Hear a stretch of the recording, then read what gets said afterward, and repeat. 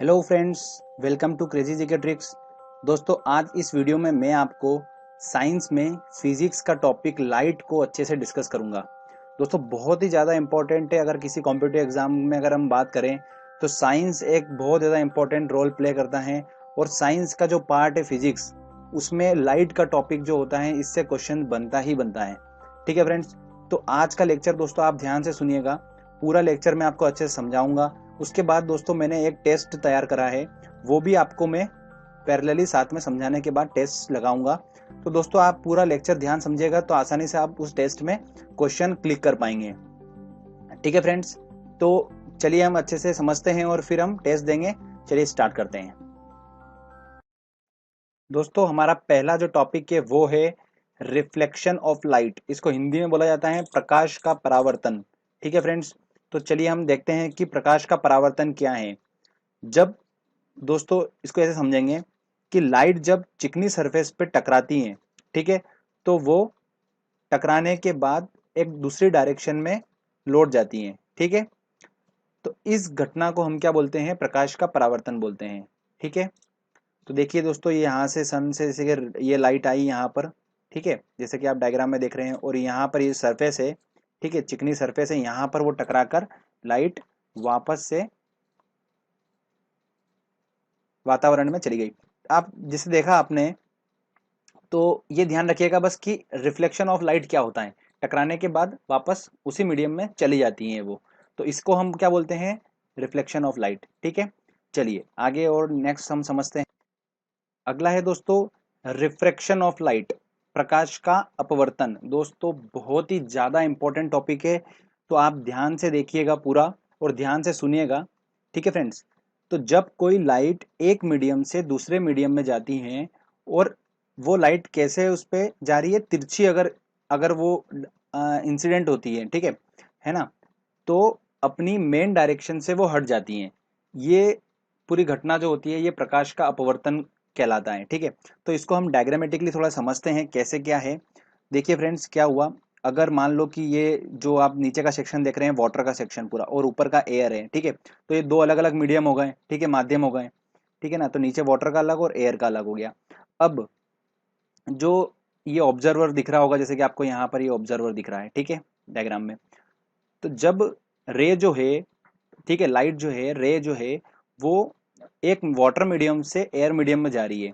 ठीक है ना, तो एक्चुअल पोजीशन कहाँ पर है मछली की? जैसे कि आप देख रहे हैं यहाँ पर ये मछली है, तो जब वो रे ऐसे जा रही है, ठीक है, और यहाँ पर वो इस ऑब्जर्वर को दिखती है, ठीक है ना, तो वो अपने मेन डायरेक्शन से हट जाती है। एक्चुअल डायरेक्शन क्या थी दोस्तों इसकी? ये जा रही थी, ये ये इसकी एक्चुअल डायरेक्शन थी, बट इस डायरेक्शन से वो हटकर हल्की सी बैंड हो गई नीचे की तरफ और ऑब्जर्वर को दिखी है। ठीक है ना, तो ये बहुत ज्यादा, इसके पता है रियल लाइफ के एग्जांपल बहुत ज्यादा पूछे जाते हैं एग्जाम में, तो आप थोड़ा इसको ध्यान से देखिए। आपको पूरी सिचुएशन समझ में आ चुकी है कि जब कोई लाइट एक मीडियम से दूसरे मीडियम में जाती है और तिरछी अगर आपतित हो रही है वो, तो अपने मेन डायरेक्शन से वो थोड़ा सा हट जाती हैं। ठीक है, तो जब अपना वाटर से एयर की तरफ जा रही है वो, ठीक है ना, तो ये अलग अलग मीडियम है दोनों। ठीक है, एक होता है रेयरर मीडियम और एक होता है डेंसर मीडियम। तो नीचे वाला जो वाटर वाला है वो डेंसर मीडियम है, और जो एयर वाला जो है वो रेयर मीडियम है। ठीक है, तो जब डेंसर टू रेयरर में जा रही है लाइट, तो वो अपने जो उसका मेन लाइट जो जा रही है वो परपेंडिकुलर से थोड़ा सा वो क्या होती है दोस्तों, अपनी हट जाती है। ठीक है फ्रेंड्स, तो आप देख अब इसके एग्जाम्पल हम देखते हैं। एग्जाम्पल क्या है दोस्तों? एग्जाम्पल ये है कि तारों का टिमटिमाना भी यही होता है। अब तारों का टिमटिमाना कैसे, क्या एग्जाम्पल हम समझते हैं। देखो क्या होता क्या है कि तारे, ये पृथ्वी होती है हमारी, ठीक है, अब तारे जो होते हैं वो इतनी दूर होते हैं, ठीक है, मान लो तारा यहाँ पर है, यहाँ पर है, यहाँ पर है, यहाँ पर है, पूरे जो ब्रह्मांड में तारे फैले हुए हैं। ठीक है, अब पृथ्वी के ऊपर भी बहुत सारी लेयर होती है, अलग अलग अलग टाइप की लेयर होती है।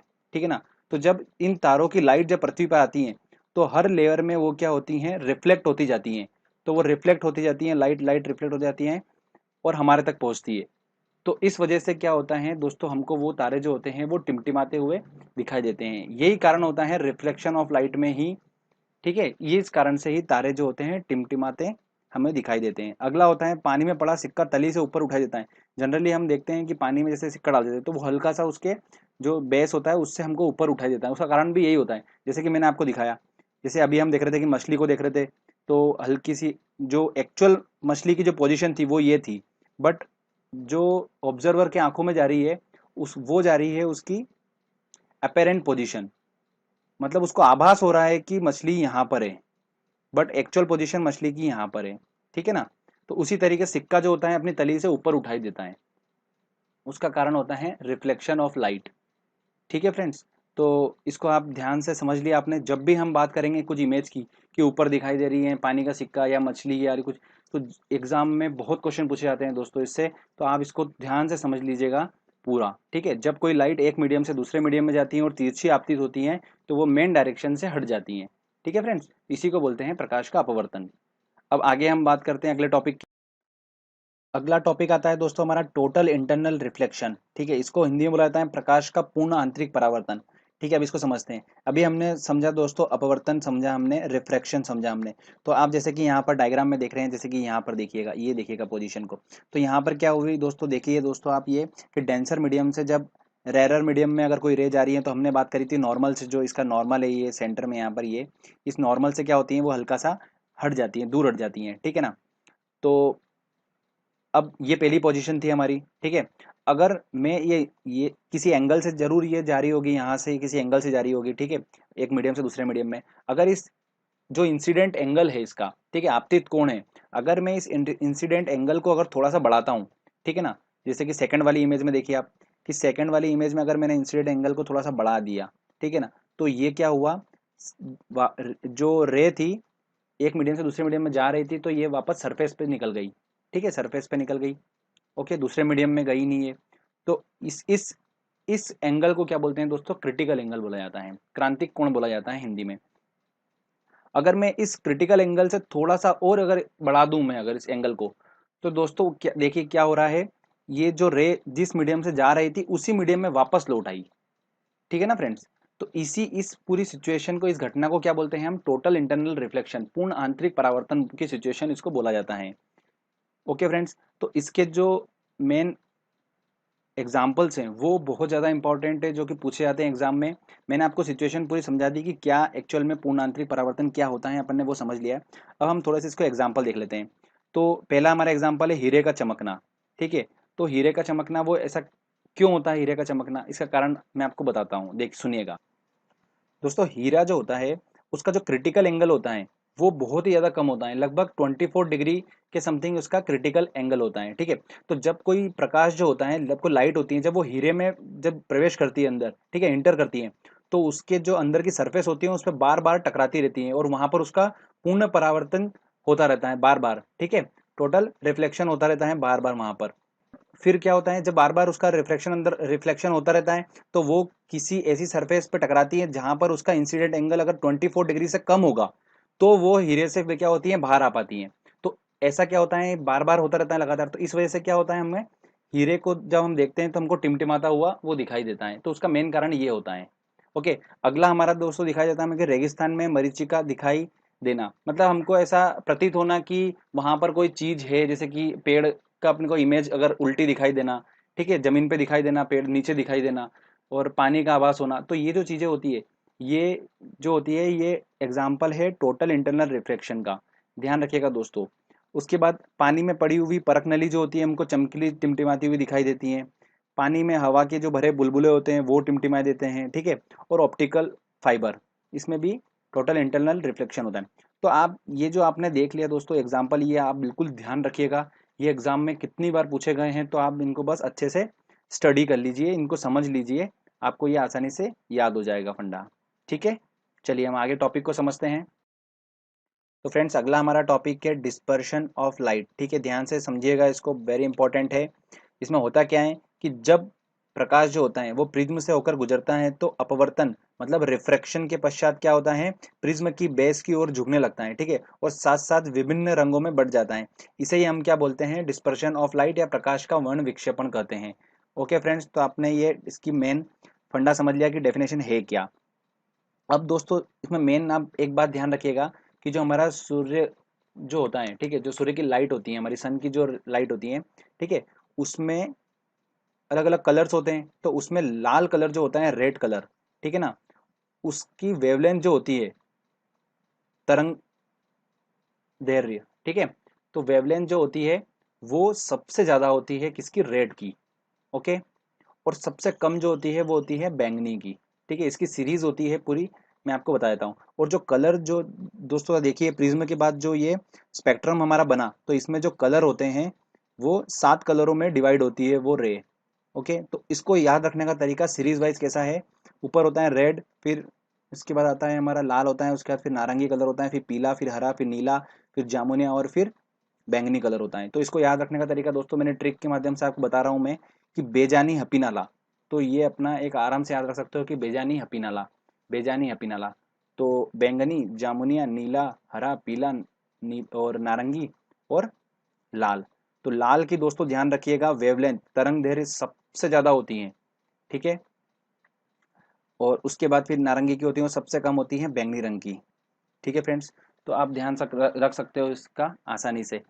अब वेवलेंथ क्या होता है, वेवलेंथ मतलब कि रिपीटेशन होना उस वेव का कितने डिस्टेंस के बाद, तो वही ही जो मेन अपनी डिस्टेंस होती है उसी को हम तरंग दैर्ध्य बोलते हैं, ठीक है।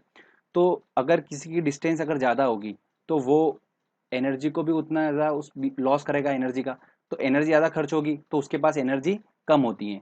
तो लाल अगर कलर की अगर वेवलेंथ अगर ज़्यादा है तो उसके पास एनर्जी कम होगी, ऑब्वियस बात है। और बैंगनी रंग की अगर सबसे कम है वेवलेंथ तो उसके पास एनर्जी ज़्यादा होगी। तो ये कंसेप्ट आप थोड़ा ध्यान रखिएगा, बार बार एग्जाम में पूछा जाता है, ठीक है ना फ्रेंड्स। तो अगर हम इसके एग्जाम्पल की बात करें तो इंद्रधनुष का बनना जो होता है डिस्पर्शन ऑफ लाइट का सबसे जबरदस्त एग्जाम्पल है, जो कि बार बार एग्जाम में पूछा जाता है।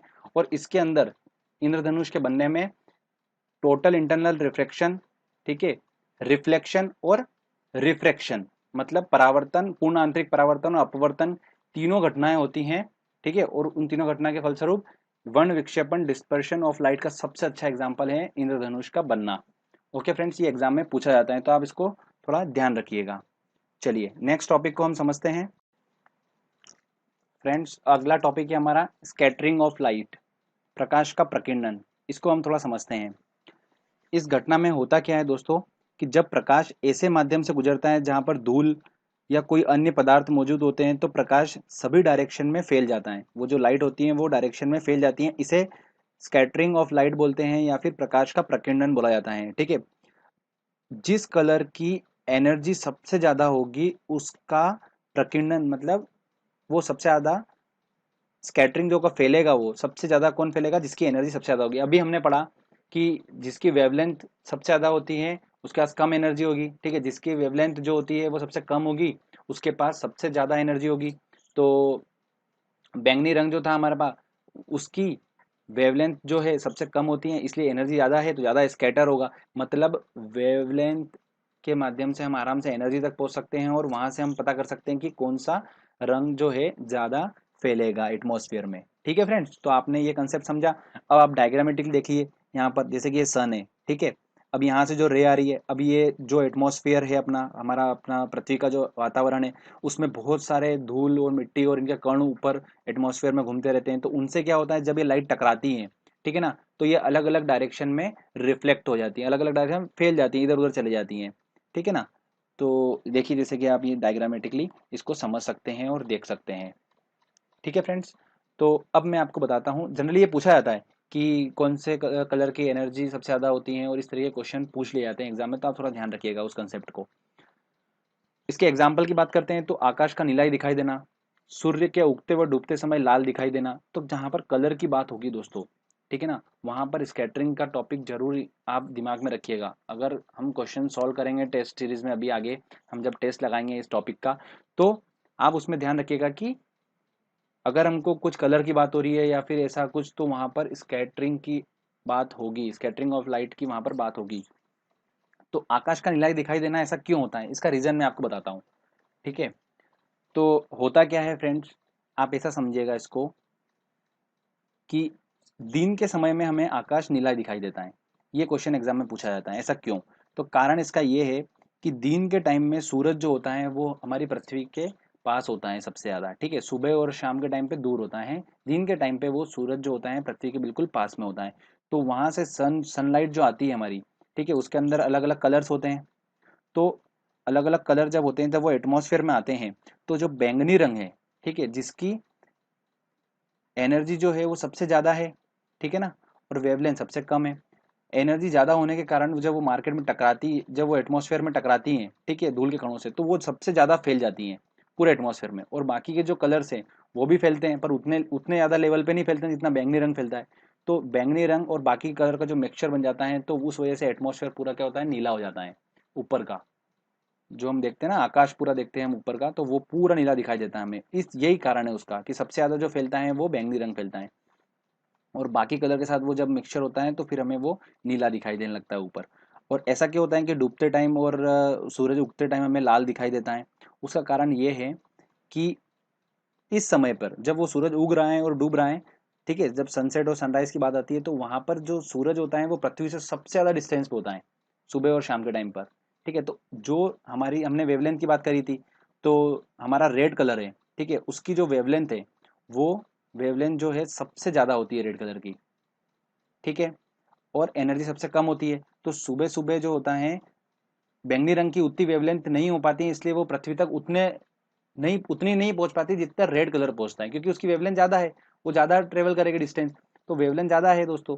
तो आप वहां से देख सकते हैं कि सुबह सुबह रेड जो रे है, लाइट जो है लाल कलर की, वो पृथ्वी तक ज्यादा पहुंचती है। इस वजह से सुबह सुबह हमें जो है सूरज जो है वो लाल लाल दिखाई देता है।